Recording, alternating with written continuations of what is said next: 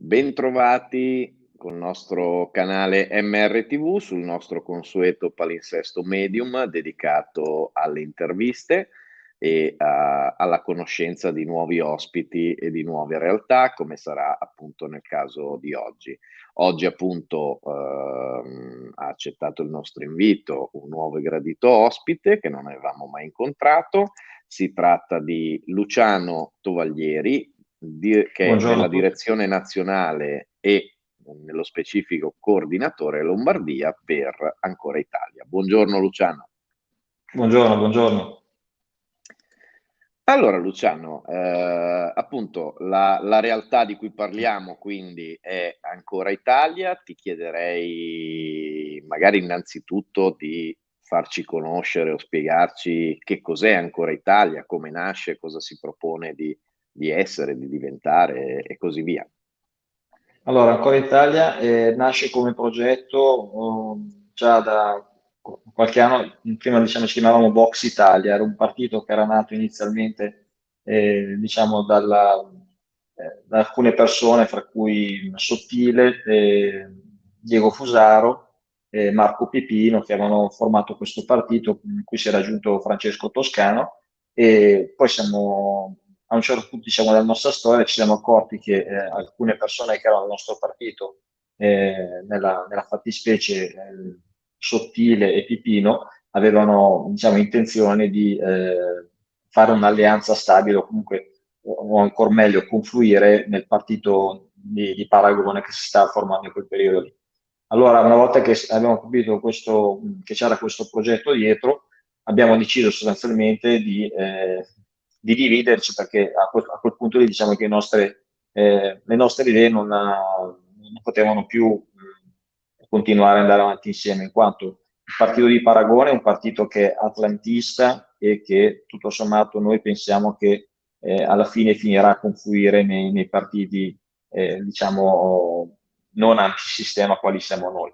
Invece noi ci proponiamo quale vera alternativa all'attuale situazione, cioè noi partiamo dal presupposto che per come si è evoluta o involuta, sarebbe meglio dire, la democrazia in questi ultimi anni, diciamo i margini di libertà per la gente, anche di possibilità di incidere eh, sulle politiche nazionali si sia via via ridotta. Anche quest'ultima diciamo, riforma che è stata fatta di riduzione dei parlamentari la vediamo come una riduzione della libertà, in quanto la rappresentatività va a diminuire e quindi anche la possibilità di conoscere e incidere sulle persone che sono elette per invece per chi è stato eletto di conoscere la propria base elettorale. E oltretutto si va anche diventando sempre più difficile comunque ottenere i voti necessari per essere eletti e indispensabile anche l'appoggio delle segreterie di partito, anche lì i margini di democrazia si vanno ulteriormente riducendo. Quindi noi ci proponiamo come partito un'alternativa per diciamo, ritornare innanzitutto allo spirito della Costituzione originaria, che con queste diciamo, varie riforme che sono state fatte è stato ampiamente modificato. E poi comunque anche tante cose che erano scritte in maniera bellissima sulla nostra carta, che tanto è vero era stata presa un po' a esempio in tutto il mondo, sono rimaste o lettera morte o comunque nell'ultimo periodo disattese o comunque reinterpretate in maniera estremamente limitante. Adesso non, cioè, soprattutto nell'ultimo periodo con diciamo, il teorema securitario in nome di una supposta maggiore sicurezza sanitaria per tutti, ci hanno ridotto le libertà in maniera veramente drammatica.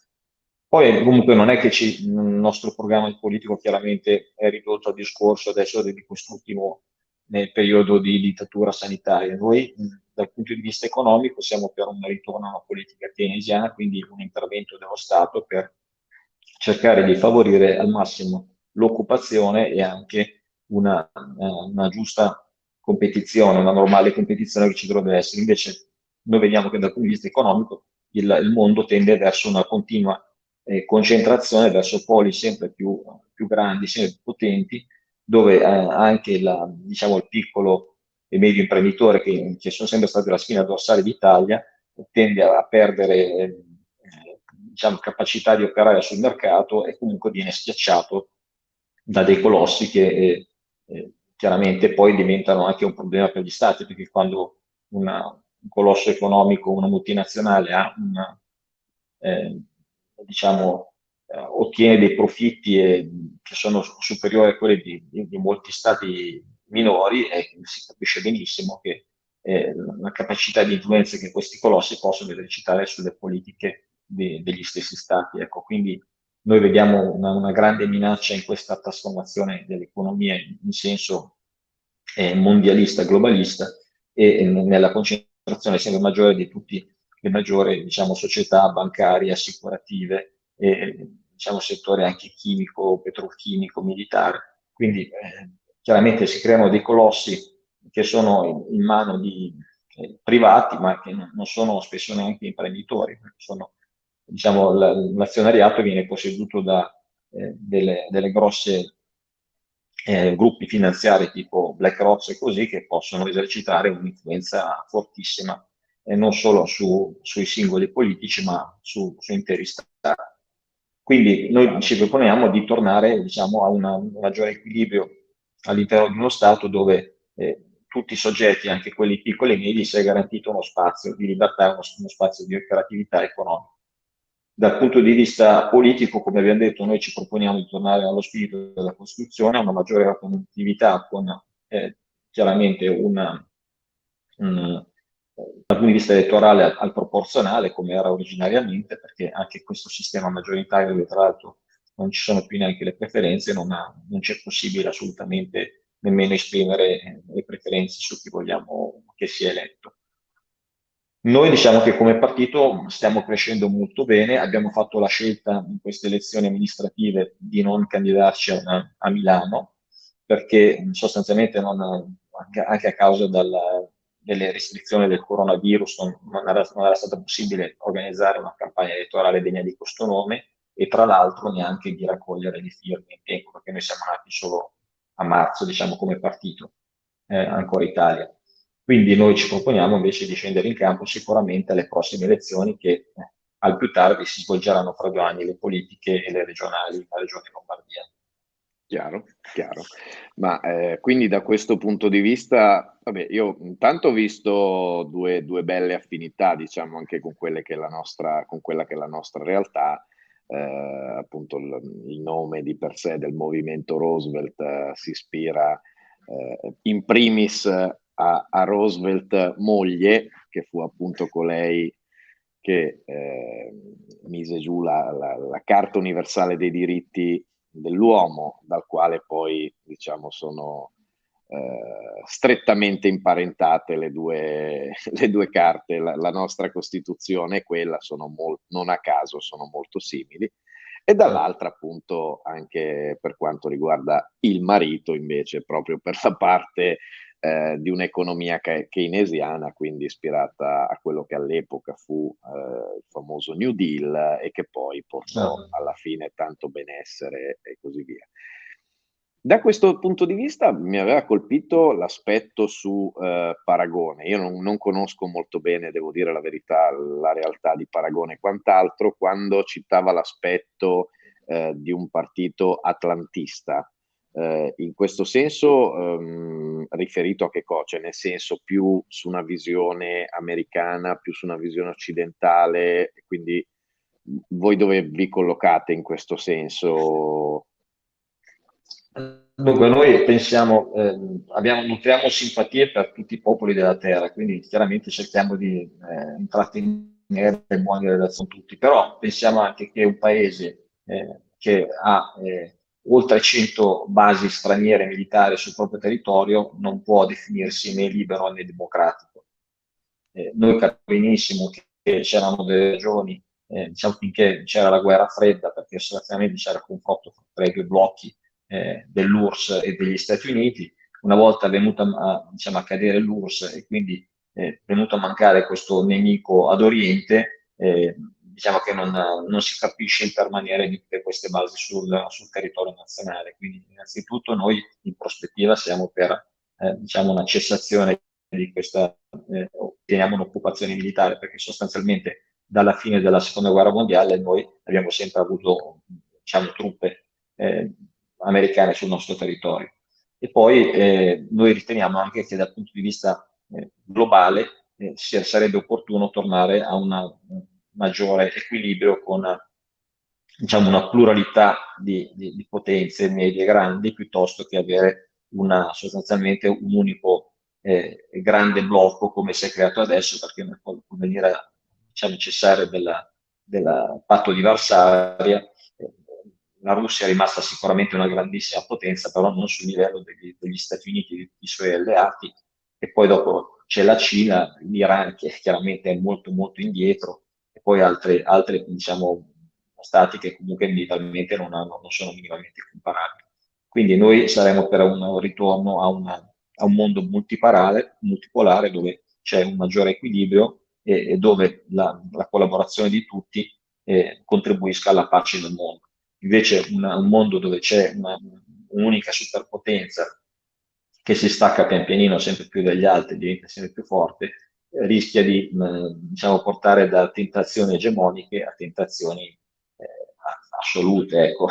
Quindi questo qua è una cosa che sicuramente, anche perché poi negli ultimi anni abbiamo visto come insomma, le guerre non siano affatto cessate, c'è stata la guerra in Jugoslavia, la guerra afghana, sono state tutta una serie di guerre, tra l'altro, in cui gli esiti nella maggior parte dei casi sono stati tutt'altro che felici. Vediamo quella in Afghanistan, dove è morto un sacco di gente, però alla fine siamo tornati appunto da capo.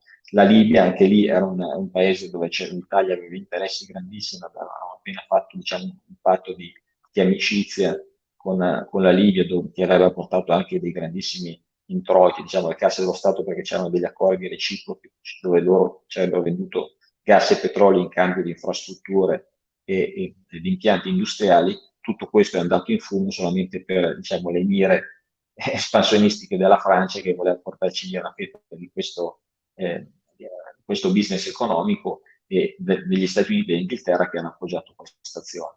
Quindi sostanzialmente purtroppo l'Italia in questi ultimi anni non ha affatto tutelato i propri interessi. Ecco.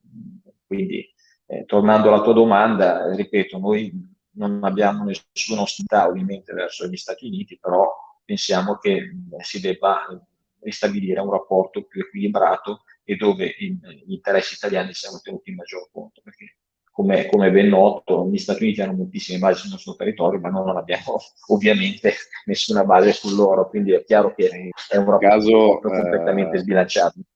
diciamo, qualora si riuscisse per ottenere un obiettivo del genere, ovviamente non è una cosa che si fa per DPCM, come ormai siamo stati abituati in questi anni, diciamo, quindi bisogna avere una No, larghissima da questo eventuale punto di maggioranza. vista non siamo degli Aspetta Luciano, perché ti abbiamo perso, prova. Sì, io sono qua ancora. Ok, ok, vai. Non so Aveva se saltato mi solo un attimo l'audio e il video, adesso però ti sentiamo. No, io quello che posso dire, diciamo, a questo proposito è che non siamo degli ingenui, non pensiamo che nel momento in cui anche l'Italia dovesse prendere la maggioranza assoluta, cosa che ovviamente è ancora molto lontana, però non è che la settimana dopo usciamo dalla NATO e tutto quanto, però comunque deve essere ben chiaro qual è il nostro obiettivo e bisogna lavorare diciamo, con gli altri alleati, con tutte le parti in causa per diciamo, riequilibrare questa situazione, anche per insomma, la NATO così come era stata costruita originariamente non ha più senso, perché No, noi no, non, chiaro, chiaro, non, non riteniamo questo era che chiaro. No, no, dicevo, in cosa potrebbe, oltre che proprio nei rapporti politici, quali potrebbero essere i vantaggi, qualora si riuscisse a portare a termine logicamente un progetto di questo tipo, del avere piuttosto che non avere delle basi che siano americane, che siano della NATO, di qualsiasi altro genere, nel governo poi del territorio, piuttosto che nella quotidianità di tutti i giorni, nella visione globale. Cioè, che Ma differenze, vantaggi e svantaggi oggettivi porterebbe il fatto di non avere più quelle basi NATO, per esempio? Ma io penso che se noi non avessimo un controllo così stretto da parte degli stranieri sul nostro territorio, per esempio la guerra in cui noi siamo stati trascinati contro la Serbia, magari non l'avremmo fatta, perché D'Alema, ricordiamoci che nel momento in cui è stato deciso di attaccare la Serbia, si è accodato immediatamente agli Stati Uniti e abbiamo contribuito con i nostri aerei ai bombardamenti sulla Serbia, che era un paese amico con il quale non avevamo mai Mhm. avuto nessun tipo di problema. Quindi già da qua si capisce che non abbiamo autonomia. Poi anche tutte le missioni che sono state fatte nel mondo, dubito che l'Italia avesse degli interessi specifici in Afghanistan o anche nello stesso Iraq. Sicuramente avevamo l'interesse che non ci fosse nessuna guerra contro la Libia, quindi invece dopo diciamo che la Francia e gli Stati Uniti si sono messi d'accordo, noi abbiamo bombardato la Libia dopo aver fatto qualche settimana prima un accordo di pace e Certo. di eterna No, amicizia. questo intendevo, quindi ritieni che nel momento in cui non ci fossero più queste basi, tutto questo, tra virgolette, non accadrebbe più. Cioè, a Sì, o questo punto, quantomeno sarebbe un po' più filtrato. È chiaro che se uno, diciamo, se tu hai di fianco a te uno armato fino ai denti e questo ti dà un suggerimento, chiamiamolo così, tu sei più portato ad obbedire pedissequamente se non hai possibilità di difenderti. Quindi, secondo me, l'Italia siccome è un paese che comunque è centrale nel Mediterraneo e comunque contrariamente a quello che ci ha sempre fatto credere, è un paese che conta molto in Europa e nel mondo, è giusto che riacquisti pian pianino una sua centralità, una sua certo. posizione. Ecco. Ci sono paesi molto più piccoli dell'Italia che riescono a tutelare meglio i propri interessi. Noi sinceramente non li tuteliamo per niente gli interessi. Cioè, per me la cosa deprimente è quando vedo insomma, determinati partiti politici che al di là del fatto che siano meno corrotti, però fanno evidentemente interessi stranieri ai danni dell'Italia. Questo mi sembra un atteggiamento antipatriottico che è stigmatizzabile nella maniera più assoluta. Certo, certo. E quindi tornare a quello che era più simile, scusate, ma oggi la voce va e viene, tornare a qualcosa di molto più simile di quello che era anche la nostra politica estera del dopoguerra, della Prima Repubblica, diciamo, dove si riusciva Sicuramente.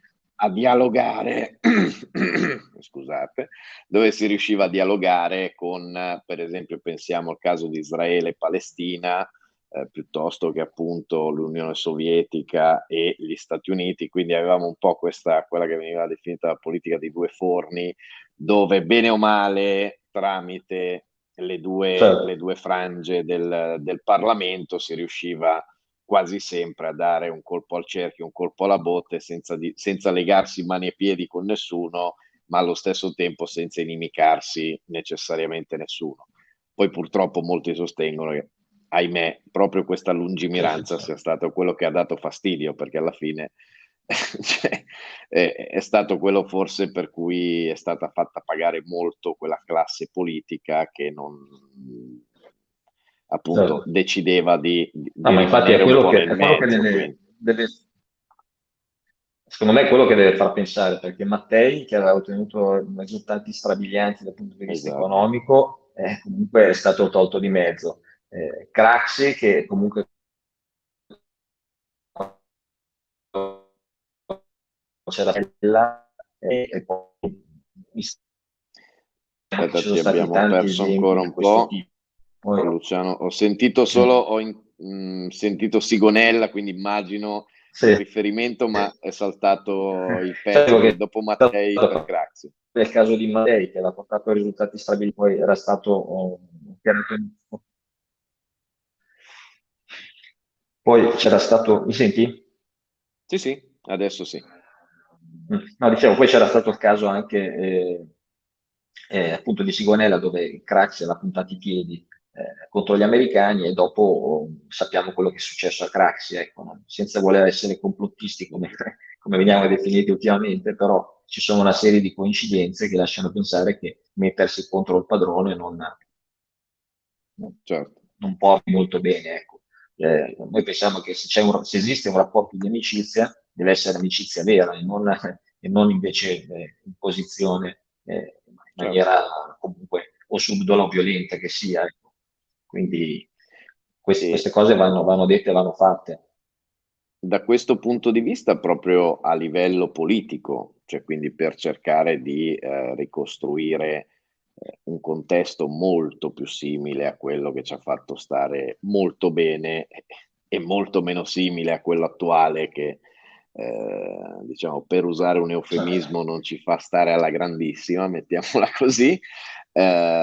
In che rapporto vi ponete come ancora Italia rispetto alle forze politiche e ai partiti già esistenti, diciamo, in una visione e in un rapporto tipo, adesso volendo semplificare, quello che era dell'allora 5 Stelle, diciamo, quindi che rigettava prioristicamente qualsiasi tipo di collaborazione, alleanza o mettiamola come di qualsiasi cosa, quindi si poneva l'obiettivo fondamentalmente di arrivare per come l'avevano impostata al 51% dei voti, perché appunto non erano disponibili ad alleanze di nessun tipo o diversamente invece c'è una valutazione più che del marchio, diciamo, che poi sta dietro, che può essere il PD, può essere la Lega, può essere Fratelli d'Italia, ma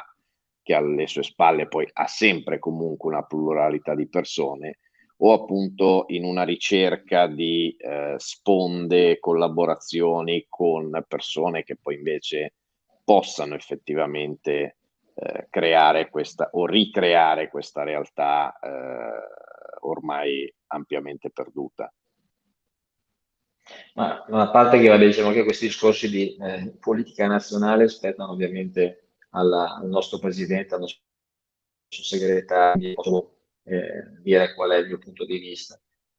Io, Mhm. innanzitutto, i 5 Stelle non hanno mantenuto quello che hanno detto perché poi ha fatto prima il governo con la Lega, poi dopo ha fatto, quindi ne hanno dimostrato di non essere assolutamente fedeli neanche a questi principi che avevano, di cui hanno detto che sarebbero rimasti fedeli. Io penso che ancora Italia non è un partito, cioè è un partito ideologico, ma non è un partito partigiano, nel senso che non è schierato a destra o a sinistra. Noi diciamo che pensiamo che questi concetti novecenteschi siano stati ampiamente superati perché ormai diciamo, quelli che si definiscono partiti di destra non sono più di destra, quelli che si definiscono partiti di sinistra non sono più di sinistra, diciamo nel senso tradizionale, in quanto la sinistra una volta si prefiggeva, o almeno diceva di prefiggersi la tutela dei lavoratori, e invece noi vediamo adesso che diciamo, tutto quello che c'è di peggio che ha indebolito il potere contrattuale dei lavoratori è venuto proprio dalla sinistra e la destra che invece si è sempre richiamata ai valori tradizionali o alla difesa dei confini e così, poi al lato pratico ha lasciato passare anche lì di tutto perché praticamente a livello anche diciamo dei concetti di famiglia così non è mai stato fatto nulla. I valori tradizionali sono stati lasciati diciamo deperire e anche per quanto riguarda la difesa dei confini abbiamo visto che è veramente ben poca cosa perché sì, Salvini per qualche mese ha limitato gli sbarchi, però poi dopo adesso vediamo che sta nel governo Draghi, che evidentemente non si impegna per nulla su questo fronte e comunque insomma la Lega è un partito che aveva detto che sarebbe stato contro l'Unione Europea, contro l'euro, tutto quanto, invece poi si è rimangiato tutto come si è rimangiato tutto dai 5 Stelle, quindi noi pensiamo di essere un partito veramente alternativo a tutti gli altri perché facciamo appunto della coerenza un punto fondamentale e noi pensiamo che da dentro non si può cambiare niente, quindi se noi siamo disposti a collaborare con chiunque, però fuori da questo schema, diciamo dove al vertice del governo, ci sono uomini come Monti, come adesso invece abbiamo Draghi, che sono l'espressione del sistema e del potere bancario, che sicuramente non possono fare gli interessi del popolo italiano. Quindi sostituirlo, diciamo, con una vostra nuova classe dirigente che vada a prendere il Assolutamente, posto dei vari Monti, Draghi e via discorrendo. E, assolutamente. certo. E da questo punto di vista, sì, effettivamente fa molto strano vedere questa perdita e questo smarrimento, come dicevi giustamente prima, destra, sinistra, cioè tante volte sembra quasi addirittura di vederli rovesciati, per esempio sui temi del lavoro, cioè fa quasi specie vedere gli economisti keynesiani o post-keynesiani a destra e quelli neoliberisti a sinistra e poi rovesciare di nuovo tutto, cioè sono Esatto. cose che effettivamente viste da fuori, dal resto del mondo, possono sembrare anche veramente quasi tragicomiche. E, Ma questo è un quindi processo che abbiamo visto un po' dappertutto, perché sì, Anche in Francia aveva un partito comunista che era il più forte dell'Europa occidentale dopo quello italiano, e abbiamo visto anche lì che sono finiti in niente, comunque hanno tradito tutto anche loro. In Grecia, idem, c'era stato questo Syriza, che era un partito che aveva tratto le speranze di moltissimi greci, diciamo, appartenenti all'area di sinistra, e poi comunque alla fine hanno ceduto su tutto. Quindi evidentemente è vero che i padroni hanno un potere, diciamo, di pressione incommensurabile rispetto a qualsiasi altro potere del passato, però è anche vero che se uno, diciamo, si fa eleggere con un certo programma politico, poi non può tradire tutto e poi presentarsi con la stessa faccia dagli elettori, secondo me.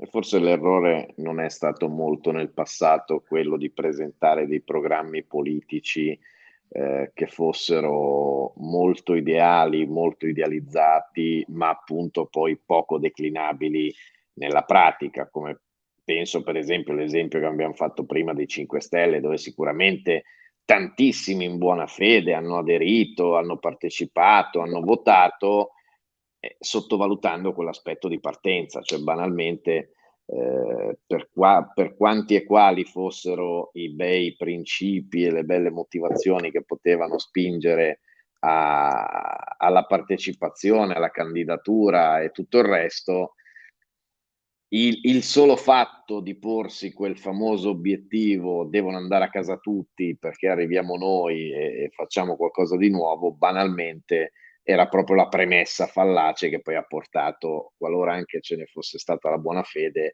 a rendere nullo e vano qualsiasi tentativo, perché poi nella pratica le leggi piuttosto si fanno sempre con i voti a maggioranza, quindi è lì forse che si sono attorcigliati su se stessi, alla fine poi facendo, come dicevamo prima, l'esatto contrario, cioè perché inevitabilmente se i due blocchi sono quelli, prima uno si schiera da una parte, poi si schiera dall'altra, inevitabilmente prima hanno scontentato metà del loro elettorato, poi hanno scontentato la rimanente metà e di conseguenza poi i risultati sono stati quelli che abbiamo visto anche in questi giorni.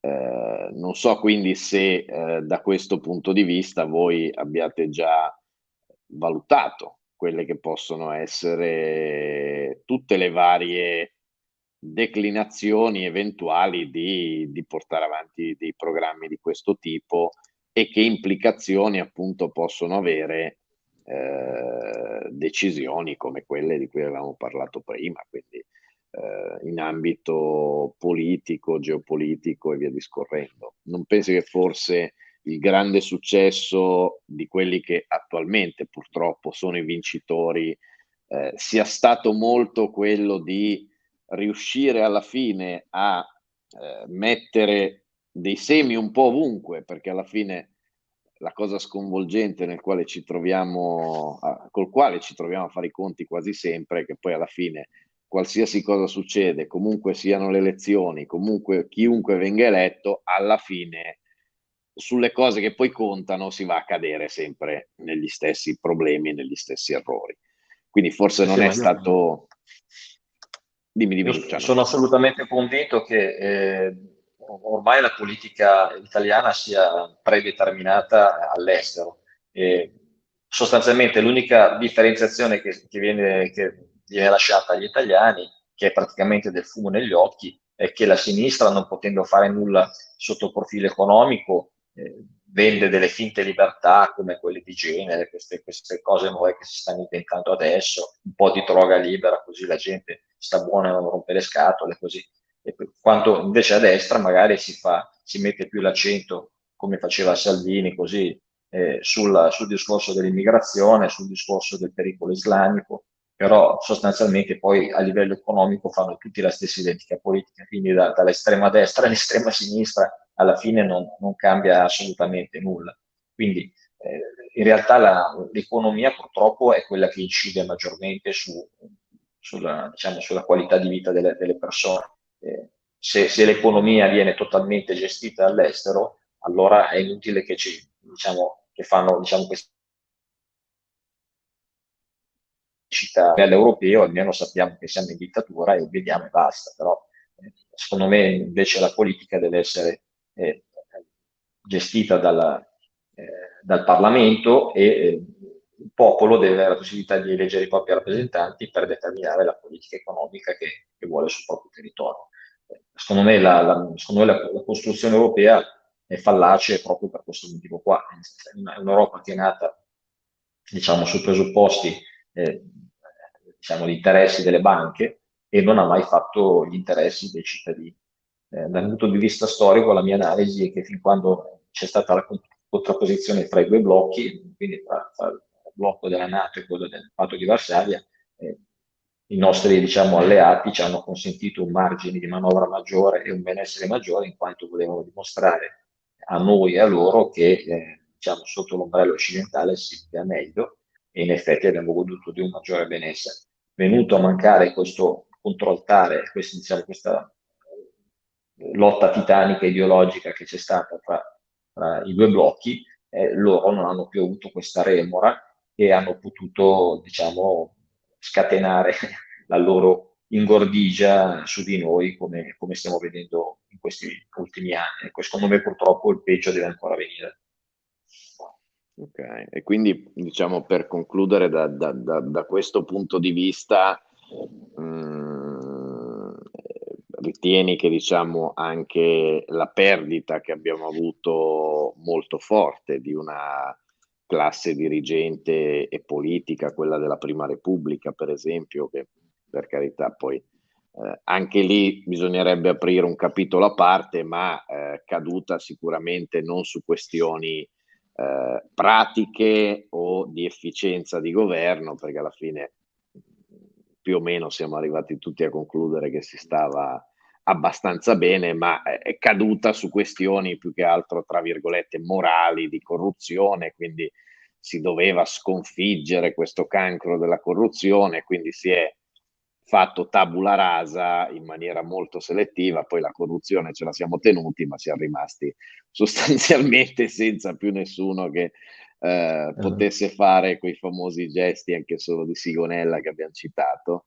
Da questo punto di vista non può essere un autogol proseguire su questa linea che tende appunto a voler eliminare ancora di più partiti e realtà strutturate esistenti per sostituirle con eventualmente in caso di successo appunto con cose totalmente nuove, o invece è qui la chiave, la soluzione del problema secondo te? Ma no, secondo me, non solo secondo me, diciamo, secondo ancora l'Italia, in questo caso posso dire tranquillamente, il sistema dei partiti è fondamentale, soprattutto in una società sempre più complessa verso quella a cui andiamo, perché sostanzialmente i partiti nascono come gruppi di pressione che si mettono insieme per cercare di indirizzare la politica di uno Stato. Noi singoli da soli non possiamo fare nulla e sicuramente non potranno risolvere i nostri problemi neanche evoluzioni tecnologiche di una fantomatica democrazia diretta che, soprattutto nel caso dei 5 Stelle, ha dimostrato di essere più ridicola che non seria, ecco, perché abbiamo visto come anche il fatto di porre una domanda invece che un'altra determinava poi preventivamente l'esito delle votazioni, posto che poi queste votazioni siano state fatte in maniera corretta, cosa la quale nessuno di noi ovviamente ha potuto verificare, comunque anche dando il beneficio del dubbio che potesse essere fatta in maniera corretta. È chiaro che se tu poni la domanda in una certa maniera, diciamo sfruttando poi anche le fallacie psicologiche di molte persone, a questo punto qua la democrazia viene piegata ovviamente in maniera Cioè, molto chiara. Noi pensiamo invece che i partiti siano fondamentali, che dobbiamo ricostituire la fiducia delle persone nei partiti, ma non solo nei partiti. Noi pensiamo che tutte le organizzazioni intermedie siano fondamentali per garantire la democrazia, cioè, qui anche il sindacato, che purtroppo negli ultimi decenni ha fatto tutto fuorché difendere sindacato. gli interessi dei lavoratori, per cui anche lì c'è una sfiducia drammatica e chi è a capo di questi sindacati forse dovrebbe porsi qualche domanda. Secondo me anche il discorso che si sono fatti nei decenni scorsi di governi amici e non amici, cioè il sindacato non dovrebbe guardare gli amici o non amici, dovrebbe semplicemente fare gli interessi sempre e comunque dei lavoratori, indipendentemente da chi c'è al governo. Quindi questo qua è fondamentale. Ma poi, secondo me, proprio tutti i corpi intermedi, cioè abbiamo citato i partiti, i sindacati, aggiungiamo le parrocchie, le associazioni, tutto, cioè sostanzialmente il singolo da solo viene sempre schiacciato. Quindi anche tutto questa enfasi sul distanziamento sociale ha come unico scopo di farci diventare delle monadi isolate che non possono fare nulla. Hanno distrutto la famiglia, che era un elemento di forza incredibile e che è quello che ha salvato moltissimi italiani dal baratro anche in questi anni di crisi. Hanno distrutto l'immagine della Chiesa, hanno distrutto l'immagine dei sindacati, l'immagine dei partiti politici, per cui la gente, l'abbiamo visto in queste ultime elezioni, ha votato meno della metà della popolazione, quindi capisci bene che in queste condizioni la democrazia non è più garantita, anche perché purtroppo, anche se dovesse votare il 20% o il 30%, non è che le elezioni verrebbero invalidate. Quello che la gente non capisce è che in questa maniera, diciamo, rinuncia volontariamente all'unica possibilità di esprimere un parere su quello che sta succedendo. Per cui io dico sempre che anche se ci fosse un'alternativa dove gli unici due partiti da votare fossero il partito nazista estremista o quello moderato, o il partito stalinista estremista e quello moderato, secondo me bisogna andare a votare comunque, perché comunque nel momento in cui uno vota dà un parere, diciamo, su una situazione reale esistente. Nel momento in cui tu non voti, a quel punto lì non conti più niente e il potere può fare tranquillamente quello che gli pare ancora di più di quello che sta facendo Tanto adesso. qualcuno comunque verrà eletto, a prescindere che Esatto, si presentino anche in 10 solo a votare, qualcuno verrà eletto, quindi tanto esatto, vale essere determinanti, preferibilmente magari anche sbagliare, ma sbagliare in proprio e non delegare appunto a terzi, sul quale poi si fa fatica a capire dove inizino e finiscono certi interessi. Faccio un'ultima certo. domanda, Luciano, per chiudere, anche perché hai toccato un aspetto dove inizialmente dove anche noi ci eravamo battuti molto, quindi su quel referendum che poi ha portato a un peggioramento ulteriore, qualora fosse possibile, cioè, ha peggiorato ancora di più quella che già era la situazione della legge elettorale e così via, dove appunto in nome di quella famosa antipolitica bisognava risparmiare, tagliare, perché così risparmiavamo un sacco di stipendi e così via, diciamo ci si è infilati in un imbuto ancora peggiore, perché non solo ci saranno meno rappresentanti e quindi anche meno possibilità di accesso da parte di visioni altre, anche all'interno di tutti i partiti che si presentano alle elezioni, ma per di più, appunto, come sottolineavi,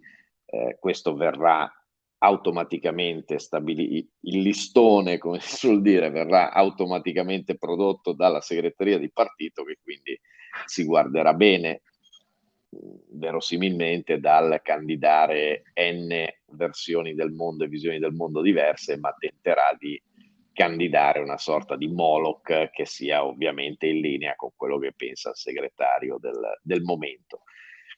E da questo punto di vista, questa è un'altra battaglia che abbiamo sempre combattuto, cioè quella nel cercare, come dicevi prima, di far riscoprire e ricapire l'importanza dei partiti politici e della politica, perché poi è quello che determina la vita di tutti noi, tutti i giorni, cioè noi ci possiamo disinteressare della politica, ma la politica comunque si interesserà a noi, perché nel momento in cui esce una legge non interessa il fatto che uno segua o non segua la politica, vale anche per lui. E uno dei punti che proprio è venuto a mancare quando sono venuti a mancare quei famosi due blocchi, che alla fine ufficialmente, ufficiosamente, ognuno dei due finanziava i due rami del Parlamento, mettiamola così, non si è mai riuscito invece a far passare questo concetto della politica che ha un costo, banalmente, come da tutte le altre parti, così come la pubblica amministrazione. Cioè la Francia, per esempio, ha una pubblica amministrazione, ma anche gli Stati Uniti, pensiamo agli Stati Uniti, cioè uno che lavora all'FBI piuttosto che all'NSA, cioè non è considerato uno statale nel senso brutto del termine di come lo considera l'italiano medio, cioè è orgoglioso, lui lavora per lo Stato, quindi hanno una classe anche dirigente, una classe amministrativa, burocratica di altissimo livello e con un'altissima selezione. Idem per i partiti, cioè per esempio adesso nasce Ancora Italia, sarebbe bello che Ancora Italia piano piano avesse anche delle sedi fisiche dove le persone si potessero incontrare, dove fare della formazione, poter strutturare dei giornali, cioè tutto quello che era tutto quello che è sempre esistito quando in un modo o nell'altro queste cose venivano finanziate. Il problema sarebbe far passare questo messaggio, cioè io immagino il referendum, volete reintrodurre il rimborso elettorale, il finanziamento pubblico ai partiti, probabilmente finirebbe come ahimè abbiamo visto finire il referendum sulla legge elettorale. Quindi da questo punto di vista penso serva tanta discontinuità rispetto al passato anche in termini comunicativi. Tu o voi come Ancora Italia siete d'accordo diciamo su questo filone o avete una visione altra? No, ma sicuramente, secondo me proprio ha fatto un'opera di veramente eh,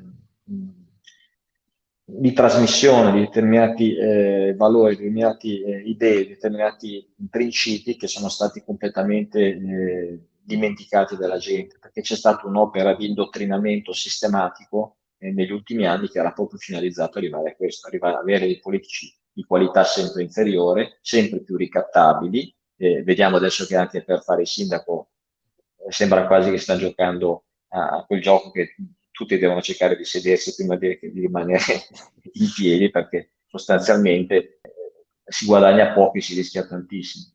Ecco, l'obiettivo non è avere politici di scarsa qualità o ricattabili, l'obiettivo, come dicevi tu, è di tornare a una situazione in cui gli uomini migliori, che poi non devono essere per forza i più acculturati in assoluto, però perché abbiamo avuto in passato anche uomini che magari non avevano una grandissima formazione, ma erano comunque di un livello molto alto. Persone Però ecco, capaci. diciamo che non siamo arrivati, non siamo mai arrivati a un livello, secondo me, così basso di qualità, diciamo, umana anche delle persone che sono state elette.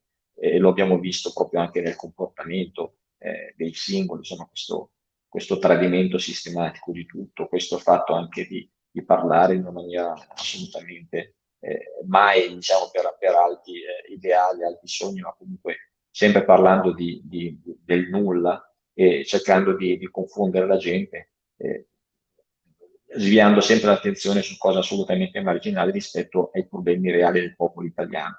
Quindi, secondo me, il popolo italiano, l'economia, il lavoro, la sicurezza sul lavoro vanno rimessi assolutamente al centro e per fare questo ci vogliono degli uomini preparati, perché diciamo che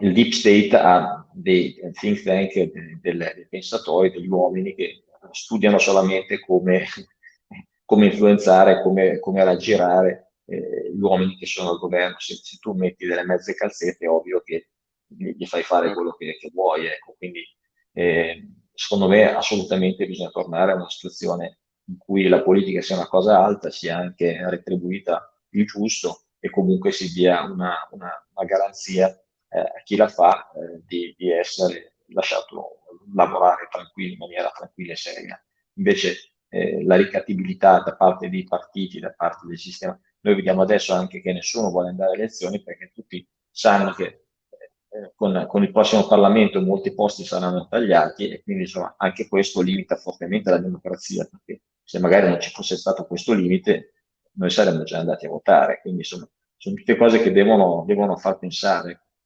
O diamo la giusta dignità alla politica, oppure ci dovremmo sempre accontentare di avere degli scalzacani in Parlamento che però non potranno fare assolutamente nulla per cambiare la realtà dell'esistente. Certo. Ecco, io direi per concludere che se uno sceglie di appoggiare ancora Italia e di votare ancora Italia, è perché come le cose sono andate fino a questo momento non gli va bene, cioè non gli va bene proprio il sistema, non sono singole questioni, cioè anche partiti come Italexit che si fondano su un'unica questione o magari altri partiti che dicono no, noi appoggiamo i gay, noi appoggiamo questo, noi appoggiamo quell'altro, sono tutte questioni singole, cioè invece ancora Italia diciamo, ha l'ambizione di avere una visione politica globale, economica, politica, eh, anche spirituale, se vogliamo, di cambiamento. Ecco, noi vogliamo cambiare la società perché come ce l'hanno regalata, diciamo, negli ultimi anni non ci piace per nulla. Ecco. Quindi se voi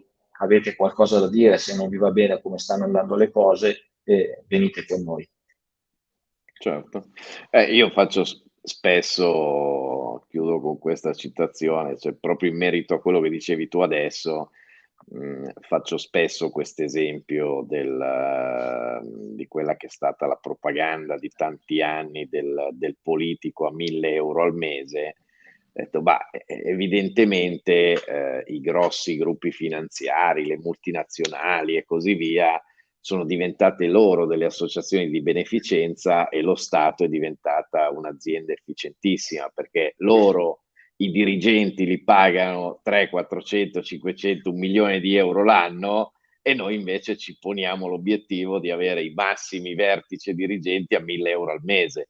Chissà chi andrà a ricoprire quei ruoli, sicuramente dei luminari con 3 Nobel che rinunceranno a tutte le loro carriere per 1.000 euro al mese. Non c'era dubbio che potesse finire così.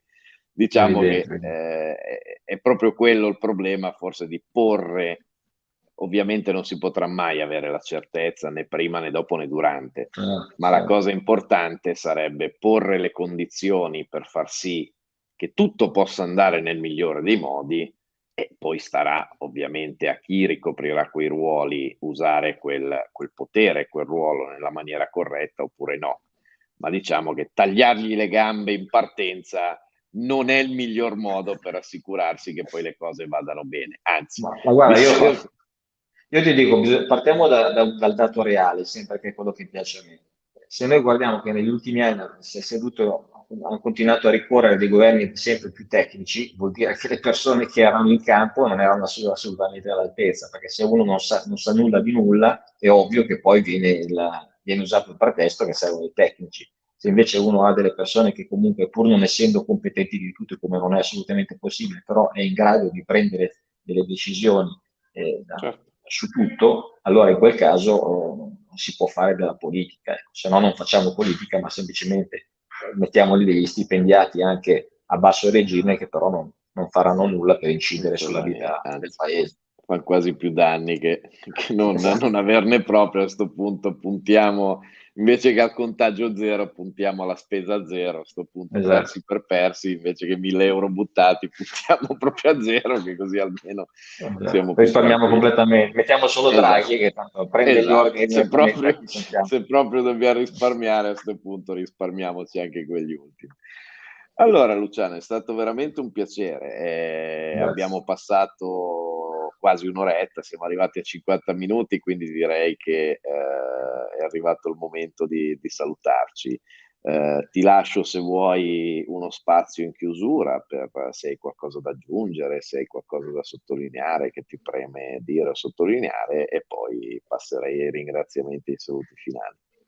Ok, io innanzitutto vi ringrazio molto di questo invito e poi quello che posso dirvi è che noi stiamo cercando soprattutto di costruire una comunità, è una comunità bella di persone che lavorano insieme, che comunque credono ancora che un futuro migliore sia possibile e che si mettono in gioco per cambiare diciamo, questa situazione di cose che è andata avanti fin troppo lungo.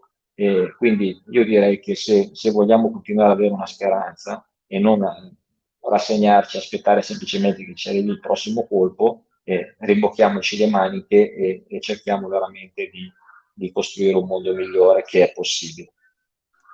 Certo, su questo sono assolutamente d'accordo. Allora, grazie a tutti voi che ci avete seguito, ringraziamo e salutiamo ancora una volta Luciano Tovaglieri. Ciao Luciano. Ciao. E per tutti i nostri ascoltatori vi ricordiamo, se vi è piaciuto, di mettere un mi piace, un commento, delle domande o qualsiasi tipo di interazione ovviamente su questo video è per noi di aiuto anche a crescere. Quindi ricordatevi di iscrivervi al canale e di cliccare sulla campanellina se volete ricevere le notifiche per ogni nuovo video che pubblichiamo. Noi vi diamo appuntamento alla prossima intervista o al prossimo palinsesto, vi aspettiamo sempre qui e ci ritroveremo con piacere. Ciao a tutti, buona giornata.